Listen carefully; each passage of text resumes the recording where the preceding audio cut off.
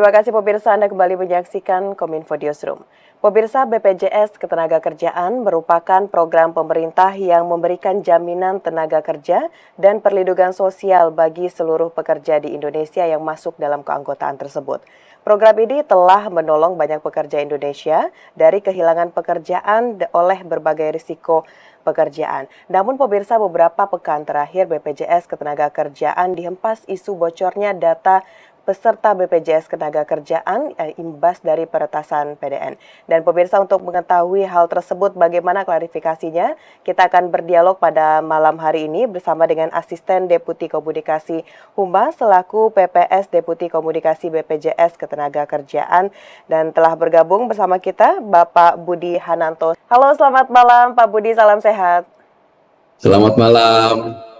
Baik, Sehat Pak semua. Budi, ini Ya. harus segera ditanggapi Pak oleh BPJS Ketenagakerjaan terkait dengan serangan ransomware yang menyerang PDN beberapa minggu lalu. Apakah ini juga berdampak terhadap bocornya data dari peserta BPJS Ketenagakerjaan, Pak Budi?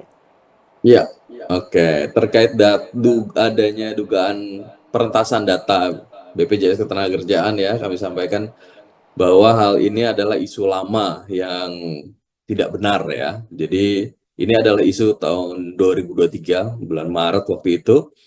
eh, ada isu dugaan perentasan data juga waktu itu, dan kami sudah lakukan investigasi bersama pihak-pihak terkait, dan sudah dinyatakan pada tahun 2023 itu bahwa itu bukan data BPJS Ketenagakerjaan.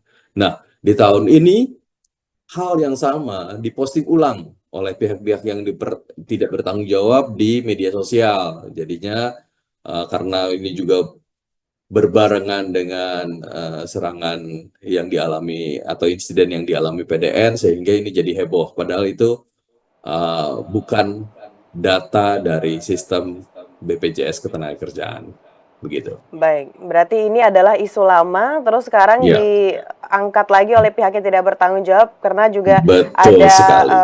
serangan ransomware kemarin ya Pak Budi. Baik, Iya, ini betul kalau sekali. Pak Budi, Presiden Joko Widodo memang sudah mewanti-wanti kepada seluruh kementerian lembaga untuk bisa menjaga data di setiap Hmm. instansi mereka. Nah, terkait dengan hal ini Pak Budi, langkah preventif dan terukur seperti apa yang dilakukan oleh BPJS Ketenagakerjaan untuk melindungi data peserta dari serangan siber, Pak? Ya, walaupun isu peretasan itu sudah terbukti tidak benar ya, tapi Ya. kami telah melakukan antisipasi langkah-langkah preventif untuk menguatkan sistem keamanan teknologi informasi kita ya, tentu saja terhadap potensi-potensi gangguan ya, serangan, proteksi dan keamanan sistem kita terus tingkatkan secara berkala, dan juga ada pengelolaan data yang baik, yang aman ya, sehingga kami pastikan hingga saat ini seluruh data peserta terkelola dengan baik, aman di dalam sistem yang kami bangun di BPJS Ketenagakerjaan.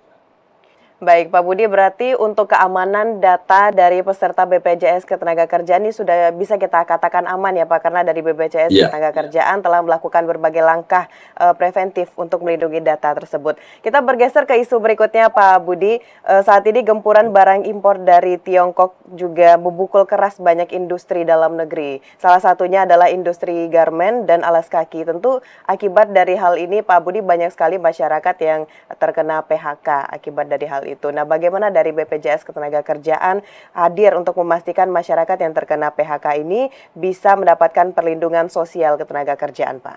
ya, seperti tadi dikatakan Mbak Mona bahwa BPJS Ketenagakerjaan hadir ya untuk pekerja. Ya, ini sesuai amanah BPJS Ketenagakerjaan, kita diberi amanah untuk menjalankan 5 program untuk memberikan perlindungan bagi pekerja dari risiko kerjanya. Ada jaminan kecelakaan kerja, jaminan kematian, jaminan hari tua, jaminan pensiun, dan jaminan kehilangan pekerjaan. Nah, buat peserta yang mengalami PHK dan sudah terdaftar di seluruh program jaminan sosial, ya, seluruh program jaminan sosial. Jadi ada tadi yang saya sebutkan, jaminan kecelakaan kerja, jaminan kematian, jaminan hari tua, jaminan pensiun, dan juga jaminan kesehatan nasional. Nah, maka otomatis akan dimasukkan ke dalam jaminan kehilangan pekerjaan. Nah, yang ikut jaminan yang mendapatkan manfaat jaminan kehilangan pekerjaan, maka mereka akan mendapat pelatihan kerja ya dari Kementerian Tenaga Kerja dan juga manfaat uang tunai ya, dari BPJS Ketenagakerjaan ya gitu. Kemudian yang ter-PHK juga bisa mengajukan manfaat jaminan hari tua ya. Kita sudah ada berbagai kanal yang kita siapkan untuk mengakomodir mereka yang ter-PHK untuk mencairkan manfaat jaminan hari tua. Ya, ada kantor fisik, ya kantor cabang kita yang tersebar di seluruh Indonesia. Ada lapak asik layanan tanpa kontak fisik. Jadi Oke. online begitu ya. Kemudian yang ketiga ada lewat aplikasi JMO, Jam Sostek Mobile. Itu akan lebih mudah lagi ya. Hanya menggunakan aplikasi yang ada di tangan Anda langsung mengakses di mana saja dan kapan saja. Begitu. Baik, baik. Berarti dari aplikasi layanan online tanpa Hmm, adanya kontak fisik serta layanan langsung ini sudah hmm, ada semuanya dari BPJS iya, Tenagakerjaan ya Pak ya. Jadi untuk teman-teman yang ya. mungkin nanti kena PHK ini bisa mengurus beberapa hal yang sudah sesuai disampaikan oleh Pak Budi tadi.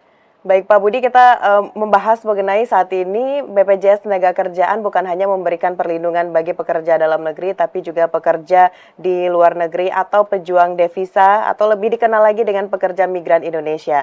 Dari 1 tahun belakangan ini Pak Budi, bagaimana data dari kepesertaan BPJS Tenagakerjaan PMI dan apa yang membuat mereka ingin bergabung sebagai peserta Pak Budi? Ya, tentu saja semua profesi ya di dalam negeri maupun di luar negeri kita akan lindungi ya, termasuk pekerja migran Indonesia yang juga tentu saja profesi ini juga memiliki risiko tersendiri ya. Jadi pemerintah melalui Undang-Undang Nomor 18 Tahun 2017 mewajibkan seluruh pekerja migran Indonesia terdaftar dalam kepesertaan jaminan sosial ketenagakerjaan. Nah, sampai dengan 30 Juni 2024, pekerja migran Indonesia yang sudah terdaftar di BPJS Ketenagakerjaan mencapai 592.000 peserta. Dalam hal ini meningkat tajam 61% besarnya dari periode yang sama di tahun sebelumnya. Jadi cukup pesat ya. Tapi kami juga terus mendorong ya kepada calon pekerja migran Indonesia yang akan berangkat untuk menjalani seluruh prosesnya, prosedurnya hingga tercatat dengan baik dan juga terlindungi dalam program jaminan sosial ketenagakerjaan. Ya, terlebih lagi pemerintah melalui Kemenaker tahun lalu sudah menerbitkan Permenaker 4 tahun 2023 yang membuat jenis manfaat untuk pekerja migran Indonesia ini meningkat. Yang tadinya 14 manfaat saja, sekarang meningkat menjadi 21 manfaat. 7 diantaranya merupakan manfaat baru dan 9 manfaat nilai tambahan lainnya. Ya, jadi kalau secara data sejak tahun 2017 sampai saat ini, manfaat yang sudah diberikan kepada PMI yang mengalami berbagai risiko ada 2.600 klaim ya dengan jumlah nominal manfaat sebesar 58 miliar lebih. Jadi cukup besar ya manfaat yang diberikan untuk pekerja migran Indonesia. Baik, berarti data yang disampaikan oleh Pak Budi tadi sesuai juga ya Pak dengan informasi yang diberikan oleh BP2MI bahwa setiap tahunnya jumlah pekerja migran Indonesia ini yang berminat di Indonesia mengalami peningkatan. Nah, masih terkait dengan Betul. hal ini Pak Budi, BPJS Tenagakerjaan ini bekerja sama dengan pihak mana saja Pak untuk memberikan untuk meningkatkan kepesertaan PMI dan dalam jangka panjang apa yang menjadi target dari BPJS Tenagakerjaan dalam memberikan perlindungan bagi PMI? Hmm. Iya, untuk perlindungan pekerja migran tentu saja kita kerjasama dan bersinergi dengan Kementerian Ketenagakerjaan, BP2MI tentu saja, dan seluruh pemangku kepentingan yang lainnya ya yang berkaitan dengan hal itu. Kemudian juga kita kerjasama dengan negara di negara-negara penempatannya, kami juga membuat kanal-kanal pendaftaran seperti yang saya katakan sebelumnya bahwa kita juga mengajak seluruh pekerja migran yang sudah ada di sana ya untuk yang belum terdaftar untuk terdaftar sehingga kita membuat kanal-kanal pendaftaran pembayaran bekerja sama dengan perbankan dengan KJRI KBRI di sana untuk melayani pekerja migran yang ada di sana. Saat ini kita sudah membuka 61 kanal layanan di berbagai negara untuk pekerja migran Indonesia. Kemudian ada 3 kanal representasi di Taiwan, Korea Selatan, dan Brunei. Berikutnya akan ada di beberapa tempat, kemungkinan di Hong Kong dan di tempat lain juga. Ini akan terus kita upayakan segera bisa dibuka kanal-kanal layanan sehingga semua pekerja migran bisa terlayani dan bisa terlindungi di BPJS Ketenagakerjaan.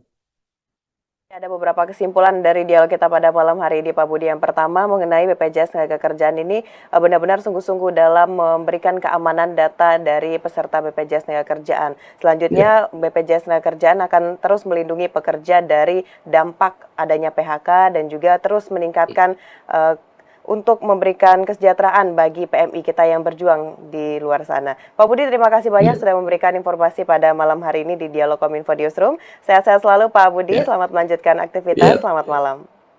Terima kasih, selamat malam.